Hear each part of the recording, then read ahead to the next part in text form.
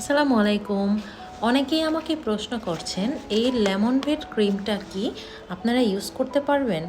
যে কেউ ইউজ করতে পারবে? এটার মধ্যে স্টেরয়েড আছে নাকি কোনো ক্ষতি আছে নাকি? সবগুলো প্রশ্নের উত্তর দিতে আজকে আমি আপনার সাথে চলে এসেছি।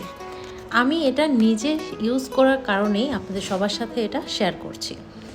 অ্যাকচুয়ালি আমার বেবি হওয়ার পরে এই হাতের আঙ্গুলের এখানে অনেক কালো হয়ে গিয়েছিল। দেন আমি অনেক কিছু ইউজ করেছি, দেন আমি ডক্টরের পরামর্শ নিয়েছি, বাট কোনো কিছুতেই আমি ভালো রেজাল্ট পাচ্ছিলাম না।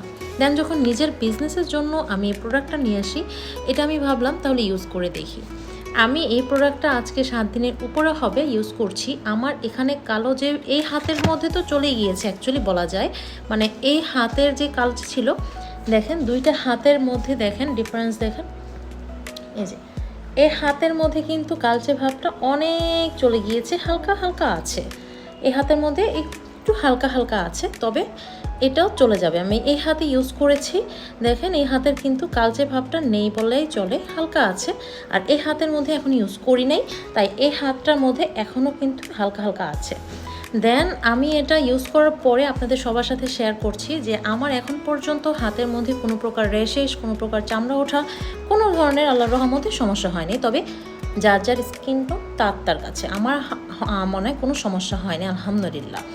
তো এই মানে এইটার মধ্যে আমি একটা খুব ক্লিয়ার করে বলি, এটা কোনো ম্যাজিক ক্রিম না।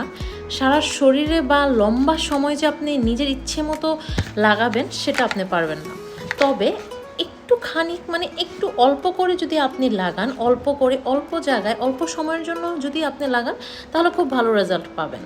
আমি কাউকে জোর করছি না, যারা বুঝে জেনে প্রয়োজন অনুযায়ী ইউজ করবেন তাদের জন্যই হচ্ছে এই লেমন ভেট ক্রিম।